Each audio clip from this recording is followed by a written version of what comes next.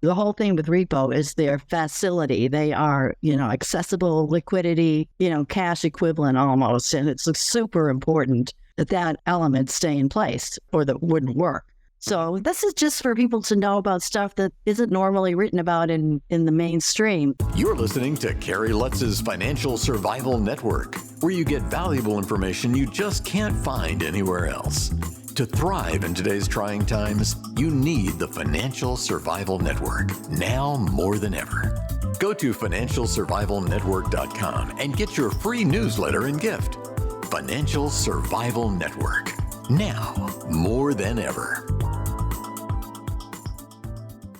And welcome. You are listening to Watching the Financial Survival Network. I'm your host, Carrie Lutz. September is the month of crashes. September and October, there's going to be a crash. It's going to happen then. Or the runner-up is March. For some reason, these 3 months where most of the crashes of recently have taken place and very well might take place again. You never know. So there's a book that you got to get. I'm about to interview the author. It's called Repo-Madness and Wall Street's Wicked Ways, which kind of is redundant if you ask me, but she wrote the book, and her name is Mary Ellen Tuthill. Mary Ellen, you've been a financial journalist for decades. You basically found yourself out of a job not too long ago, and you started writing this book. We're really thrilled to have you on. Hey, so system, out of control. It's kind of like, imagine you had 5 engineers running one locomotive and everybody was kind of trying to go their own way. What's going to happen? The train's going to come off the tracks, right? Mm-hmm. Yeah, and basically the book is not aimed at people who normally read finance books. One of the takeaways from the recent forum Better Markets did on the anniversary of Lehman was that, reforms need to be put in place. Everybody was shaking their head. I was really kind of amazed at how, all these people were experts and they all came to the same conclusion that there's no political will. We're stuck with it and it's unsustainable. So that was really encouraging. So unsustainability. All right. I guess the first thing is to say we're highly critical of the system. Tell us what this system is, how it works, and why it's unsustainable. Well, because we just keep, you can't keep doing $1 trillion bailout. I'm not, like I said, I'm not an Why can't you? Well, I don't know. I just think that, I don't think it could go on forever. I think, this thing's important. It sure is good until it stops, everything's fine, right? No, it's not fine, obviously. All right. But my book is aimed at looking at, even if it were sustainable, it's completely, unjust, an unjust system, an undemocratic system. It's a club, a clubby system. Mm-hmm. And there are studies that show, obviously, that it has had a huge negative impact on the real economy. And but what I like to put in the reader's mind is that when someone says, we spend $8 trillion on forever wars, you can imagine what we're spending that money on, weapons and contracts and so on and so forth. But people aren't really aware. I mean, it's sort of like a monolith, the shadow banking system and all that. People aren't taught about it and it's not written about the mechanics of it. So what I tried to do in the book is to aim this at a person who doesn't normally read financial books. And when they finish reading my book, they have an idea of how the repo market started and what the mechanics are. I cover repo in one chapter, the short-term collateralized loans that provided liquidity. I like to call it liquidity at the altar of arbitrage. And securities lending is another arm. And the collateral, that's a big business, getting collateral for all these repos. And the how they basically are the lifeblood of the financial system. So they'll have a basic understanding, rudimentary, I'm sure, because but at least it will open their eyes, to how it evolved and how it evolved without any regulation, and that in the 1980s there was a bankruptcy where Drysdale Securities went bankrupt, and we don't have a lot of time, so I'm just going to, basically the papers of the day wrote that this would destabilize the entire government securities market because of this bankruptcy. And so they bailed it out. But my point was, when this repo started really growing in the 80s, flooding the markets with, again, no regulation. So why didn't the regulators, when they saw that this was a threat to the treasury markets, step up and take a look? But they didn't. And then another bankruptcy occurred a couple of months later, where repos are, the whole thing with repo is their facility. They are, accessible liquidity, cash equivalent almost. And it's super important that element stay in place or that wouldn't work. So this is just for people to know about stuff that isn't normally written about in the mainstream. And this is another bankruptcy. You might be familiar with Lombard Wall. And when that occurred, it was disruptive to repo because the judge determined that it was a secured loan and that it would be subject to the automatic stay in bankruptcy law. Which is really bad because you got the counterparty risk. And these are supposed to be as close to risk-free as you can get. So a repo is, I'm holding securities. I want to get cash for the securities, but still earn a return. So I effectively sell it to you for a fixed amount with a fixed return for X number of days. Generally, these are really short term. Right, overnight. And then I agreed to repurchase it from you to buy it back. At the end of that time, you made your return, which is higher than the Fed funds rate, which is why people do these things, because they're in search of yield. So a reverse repo, just tell us, how's that work? Well, in the reverse repo, you lend securities for cash, and the cash is the collateral. And, that's a reverse repo. Right. So one of our favorite people, who was the former governor of the state of New Jersey, Corzine, had a zillion of these. I can't even remember the name of his company now, but I'm sure you do. Something global. Yeah, MFS Global. And they had billions and billions, and they did. And there's hypothecation. That's where you put the security, and they did. And if that's when you have the collateral and you use the same collateral for different transactions, which is, hyper-hypothecation. Yes. Yeah. And there, again, studies and observations that, when a crash occurs, they're like with Lehman, you don't know who has what collateral, where it is. It's not trackable. Mm-hmm. So that leads to a lot of confusion. Yeah. The liquidation of Lehman yielded hundreds of billions of dollars in dividends, payouts to the creditors of the company. I'm not even sure that the creditors were net negative at the end of the Lehman liquidation, but it was years and years later. So that uncertainty really undermined the faith in markets. And you started seeing like municipalities where they put tens of millions of dollars on deposit with a bank, and they get a letter of credit from a third-party bank, believing that these letters of credits are because similar to a repo in many respects, letter of credit has no value anymore.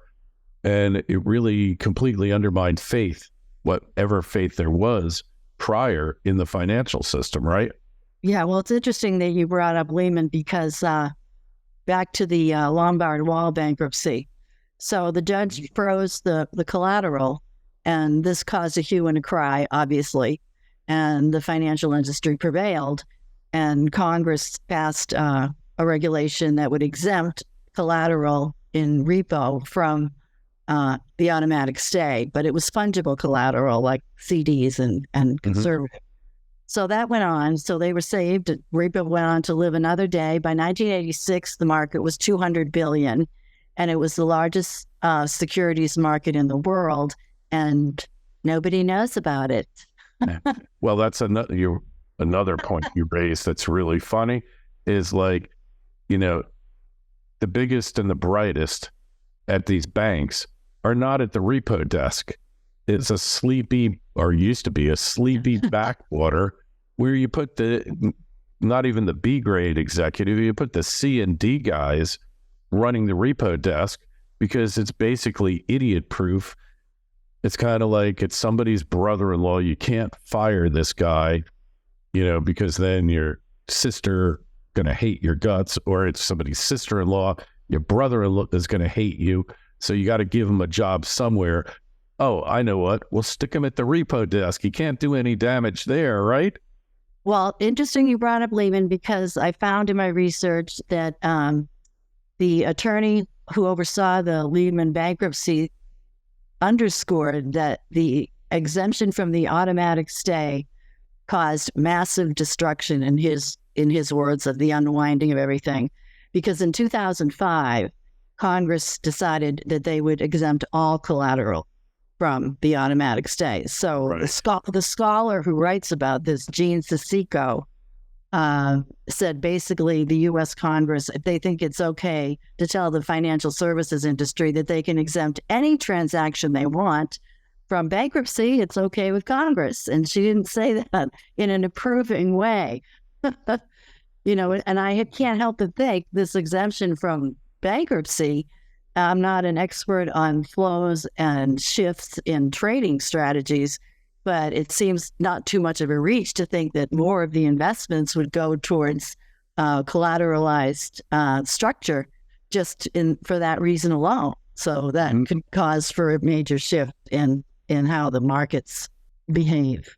I gotcha. And but the thing is, okay, Mary Ellen, like as a recovering attorney myself, I can tell you that these bankruptcy attorneys and judges are not suited really to be running a bank in receivership, all right, and conservatorship.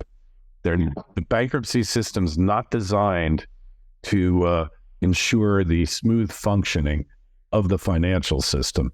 Its purpose, purportedly, and granted, it's corrupted like everything else, and I have personal experience, is to gather up the assets of the bankrupt estate, as they call it, and gather up the liabilities, the money owed, figure out what gets paid within the framework of bankruptcy and what gets discarded. And then the balance will go to creditors first. And then if there's anything left over, the shareholders get it. So that system is really poorly adapted to mass financial calamities that potentially could disrupt the system. But we're in a position where these things happen more and more, and we got like one person running the show. That's not a good thing either. We need a system for unwinding these things without bringing the whole system down, right? Well, I would disagree and say we just need a whole new system, period. And there are footprints out there, blueprints, I should say, footprints, blueprints. But people, that whole Better Markets Forum, like I said before, didn't have one reformer on the panel. Yeah. It was like the idea. And I found out in my research that anyone who writes about these reforms, in a sincere way to supplant the entire system and make it work, like, putting Glass-Steagall in, stuff like that. Yeah. They are silenced by their peers. Academics disinvite them to conferences. They're not allowed to get their word out. So I have a new blueprint that I just discovered that I'm very enthusiastic about. So I would like to share my email. Thanks. Do. Yeah. It's author me.tuthill @gmail.com. And anyone interested in reading it can email me, and I'll send that. And I have another paper on financialization in the economy, which is very quick. It's not too complicated, but it makes really good points. So I'd be happy to throw that in the mix. Oh, we love it. Yes. But and this has come to me kind of recently. I mean, I was shocked at that forum, and it stuck with me because I thought all these people are, plugging a leaky boat. If it's sustainable, like you say, we can keep doing the bailouts. It's not sustainable from a sociological point of view. No, it's not. At some point, people are going to just say enough. But my book's aim is to open the door to people who do not read finance books. It's only 149 pages. It really just, goes in. It's basically a combination of 15 years of me working as a financial writer. And when I'd come across interesting quotes and stuff, I put them in boxes. And then after I quit my job, I went through all the boxes and pulled the most compelling quotes. So I have great testimony in the second half of the book. Oh, great. From Professor Edward Kane. He recently passed away, a well-respected fellow. His testimony before the Senate committee in 2016 is unequivocal and not disputable in any way. And it's so cogent and clear that it's wonderful, I think, for people to see it, because he outlines very specifically, it's brilliant, all of the flaws and the unfairness of the program, of the financial system. Yeah. But he does it, and it's not a long chat. I take excerpts, obviously, but, I want people to see this because I want them to know that this financial system is insane. It's nuts. Mm-hmm. And that if you think it's nuts, you're not the crazy one. And once you read my book, you'll know that you're not the crazy one. And people with a lot of esteem, economists, agree with you and me. They're just not, their voices just aren't heard. I mean, Kane is one. Luigi Zingales from the University of Chicago wrote a paper that I stumbled on called Does Finance Benefit Society? And he basically said there is no evidence that it has for the last 40 years. Well, what are we doing with it if it doesn't benefit society? I mean, that's the bottom line. All right.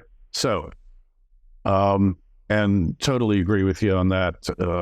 Financialization is a net negative, gross net negative, because you got people pushing around paper, both figuratively and literally, who really contribute zero to society. And if you ever saw that movie Margin Call, right? You got a guy who figures out all the mortgage-backed securities are worthless, ergo your repos are kind of worthless. And he's an aerospace engineer who should be designing airplanes, but the money was on Wall Street. So he finds himself on Wall Street and he unleashes all this. And then supposedly this was, if you had to pick a bank that it was Goldman. They discover it before anyone else. They sell out all their position. They take their hits, and then the crash results from it. I don't know how much of it was fictional and how much of it was real, but it definitely struck a note with me. Yeah, I like that movie. That's what I also like to point out. The brain drain is really sad. I mean, when you think of all the smart people who are in finance, I mean, I read recently, I can't remember, maybe it was mid-2000s or earlier, but the average salary for someone in financial services was $6,000 a week. Mm-hmm. And at the time, the average salary for the average American was $884. Mm-hmm. And in New York, it was $16,000 a week. So that's another aspect of it, the brain drain. I mean, I wrote about money market funds for a long time, and I did a lot of research. Again, most of my book comes from those years, but what I also was very familiarized with are the ancillary companies that are out there to service this whole thing. Collateralization, optimization companies. Yeah, they got algorithms doing all this. Oh yeah, the collateral highway, and there's a really kind of funny segment in the book where I stumbled on this meeting among a financial institution fellow, a software fellow, I can't remember, but it was like 4 or 5 people, and they were all different roles. And they were talking about collateralization and the challenges. And I just excerpted at the end of the collateral chapter and just throw it on the pages because it's funny. I mean, it's so ridiculous the way they're talking. You can't even understand it. And the massive education and people are going to need for this, and it's really complicated. And the dialogue among them is just kind of hilarious because it just shows you how completely nuts this whole thing is. Yeah, totally. All right. So all of you out there, the book is Repo-Madness, A Simpleton's Guide to the Street's Wicked Ways. Do I have time for a quote, or are we running out? Yeah, we got one more quote. Sure. Okay, this is one I really like. It's by economist John Kay. And he writes, "We need a finance sector to manage our payments finance our housing stock, restore our infrastructure, fund our retirement, and support new business. But very little of the expertise that exists in the finance industry today relates to the facilitation of payments, the provision of housing, the management of large construction projects, the needs of the elderly, or the nurturing of small businesses. The process of financial intermediation has become an end in itself. Okay, so if I can sum up and interpret what that says, once upon a time, the financial sector's purpose was allocation of capital, and they were a middleman, and they got capital from deposits, from banks, and all this. And then they found worthy borrowers who could take that money and help the economy grow. And now it's just a giant casino, and the only ones benefiting from it are the interested parties. Hence, why they're probably, if there's two industries that lobby the most, it's big pharma and big Wall Street. And the public needs to get involved, because that was the takeaway from Better Markets. Until the public is more knowledgeable and active in fighting this. And so, I'll send you this new blueprint for a complete change, pulling the tree from the roots. Mm-hmm. And you can send it to your congressman and congresswoman, and senator, All right. Hey, do you have a website, Marielle? No, but I want to recommend one. But I've got you. You're on LinkedIn, of course. Yeah, I'm on LinkedIn. Throw your LinkedIn. We'll throw your LinkedIn. We'll throw the Amazon link so you can buy the book. And hey, if you got a question for Marielle, and you can or for myself for that matter, just send me an email, kl@kerrylutz.com. We'll get you an answer on the site. To the show notes of this interview on financialsurvivalnetwork.com. Just click through. The Amazon link is there. The LinkedIn link is there. And send us any questions while you're there. Sign up for your free newsletter. Marielle, it's been an absolute pleasure. Great luck. Thank you. Thank you very much for having me. I appreciate it. Thanks for listening to Kerry Lutz's Financial Survival Network, your solution to today's trying times. For the latest, go to financialsurvivalnetwork.com. Financial Survival Network, now more than ever.